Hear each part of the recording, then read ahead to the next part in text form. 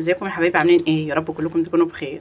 النهارده ان شاء الله هنعمل مع بعض الجندفلي. هطبخه معاكم بطريقه حلوه قوي، وكمان هقول لك ازاي يفتح معاكي كده علشان الرمله اللي فيه تطلع قبل ما تطبخيه. اول حاجه لما تجيبيه، يعني لو عندك وقت ممكن تبيتيه ليله او تحطيه مثلا 3 4 ساعات في التلاجة. لو انت مستعجله قوي حطيه في الفريزر لمده ساعه بس، هيفتح كده، لان الساعه بالنسبه له زي السخونيه، لما بيحس البروده الجامده بيفتح كده، او بالنار برده بيفتح كده. فكده الحركه دي بتخليه يفتح كده معاكي، وتغسليه وتنضفيه ويروح منه اي زفاره، لان الحاجات اللي هغسله بها دلوقتي هيخلوا كل الزفاره اللي فيه تروح. طبعا هو كان كله مقفول، بيته في التلاجة كده، كنت جايباه بالليل. لقيت الراجل كده بيبيعه في الشارع الكيلو ونص ب50 جنيه، جبت منه كيلو ب30 يعني، قلت اجربه كده وصغير شويه بس بيقولوا حلو يعني. فاول حاجه كده حطيت بوله كبيره تحت الحنفيه. طبعا هو بيبقى فيه رمله كتير، لازم تغسليه تحت ميه جاريه كده.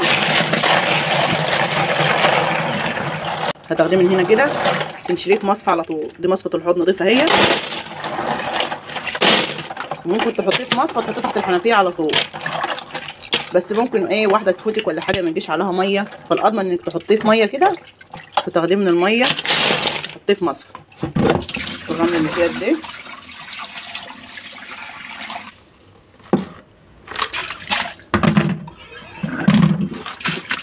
هرجع احط عليه الميه هنا كده في المصفى، وبعدين انشره من هنا احطه الفوم ده بقى ايه، احط عليه معلقه زنجبيل. الزنجبيل بيحوش الزفاره خالص، مع ليمونتين كده تعصريهم وتنقعيه في الزنجبيل والليمون كده، يعني لمده 10 دقايق كده ولا حاجه، عشان الحاجات اللي ضفناها ديت تدخل جواه وتطلع اي زفاره منه. هسيبه منقوع كده بقى لحد ما اعمل الحاجات اللي احنا هنسوي الجندفلي فيه. حطيت شويه زيت سخنوا وقطعت بصله كبيره، طبعا عاملاها بالجنب بتاع الشيبس، ورجعت عدت عليها علشان البصل تفضل محتفظه بالميه بتاعتها ويبقى طعمها حلو معاكي في الاكل. بعمل البصل بتاعي دايما كده، بدل البصله تحميره كده واسيبها على النار على ما اعمل لها شويه توم. دي توم مفرزاه، هتعملي مثلا زي راس توم صغيره كده مع قرن فلفل اخضر، هتقطعيه شرايح صغيره برده. البصله بدات تحمر اهيت، بس ما تسيبهاش تحمر جامد كده، انا بصراحه سيت عنها كنت معليه النار. بعد كده بقى ايه تنزلي عليها بالفلفل ومعلقه التوم المفرومه ديت، تقوم بقى ايه ياخدوا لون معاها كده يتبالوا كده بس. بعد كده ننزلوا ايه بالجندفلي مع البهارات بتاعته اللي هتخليه طعمه حلو قوي. خلاص كده سيبته ايه في الميه زي ربع ساعه اهو. ابدا اشيل هنا بقى بعد ما خلصت بقى، افتح عليه الحنفيه تاني، هنا تاني، تفضلي تعملي كده لحد ما تبصي في الميه ما تلاقيش فيها ولا حبايه رمله كده. خلاص كده ما عادش رمله اهو. كده البصله احمرت هي والثوم والفلفل، ننزل بالخلطه بتاعتها.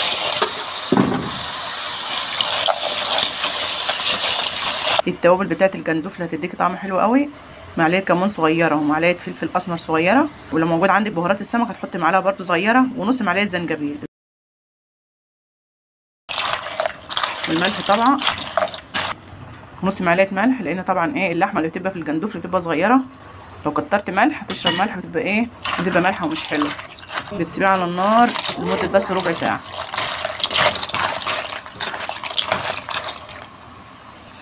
طبعا هغليها له شويه ميه صغيرين اهو،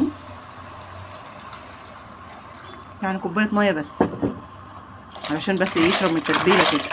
في ناس كتير بتعمله من غير ميه، بس جربي انك تحطي كوبايه ميه كده، بتخليه يغلي في الصوص بتاعه كويس قوي، وكل التتبيله دي بتدخل جواه فيبقى طعمه حلو.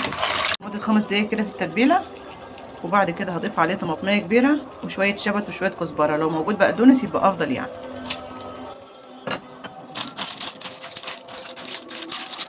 اغطي عليه واسيبه لمده 10 دقايق كمان بالطماطم والخضره اللي انا حطيتها.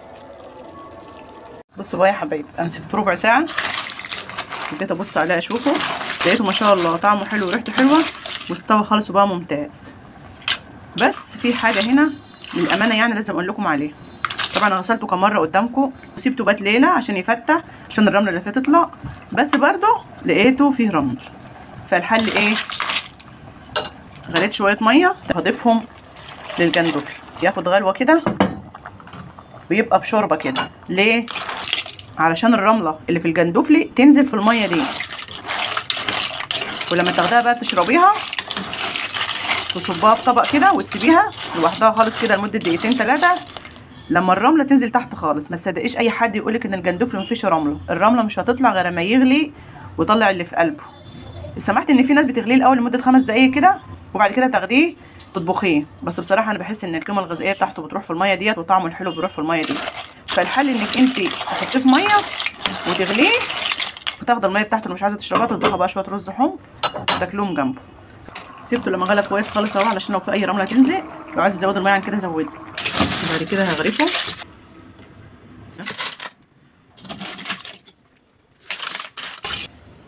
خلصنا اهو. طبعا بتزين الطبق كده ايه شويه بس خضره كده، تعصري عليه ليمون كده.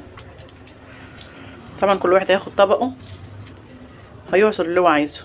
الريتاش بقى بتمسك الليمونه كده وتفتح الواحده وتحط في كل قلب واحده عصره ليمونه. فتحها شايفين فعلا حلو بالليمون قوي، طعمه بالليمون احلى من غير ليمون. هنصفي الشرب مع بعض وتشوفوا كميه الرمل اللي نزلت من الجندفلي بعد ما غسلته. زي ما انتوا شفتوا كده غسلته كم مره وصفيته وكمان فتحته في التلاجة قبل ما اغسله. فما تصدقيش ان حد يقولك اغسلوه وحطيه على النار بدون شوربه، لازم الشوربه عشان الرمله تنزل. بسم الله الرحمن الرحيم.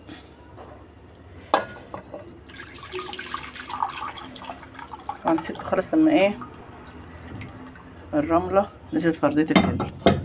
بصوا الرمله قد ايه شايفين. فانت لو عملت الجندفلي بدون ميه مش هتعرفوا تاكلوه. فكده عملت الشوربه ما فيهاش رمله، طعمها حلو قوي على فكره. الشوربه دقتها والله ما شاء الله حلوه قوي، يعني مش حلوه خلاص والله حلوه قوي.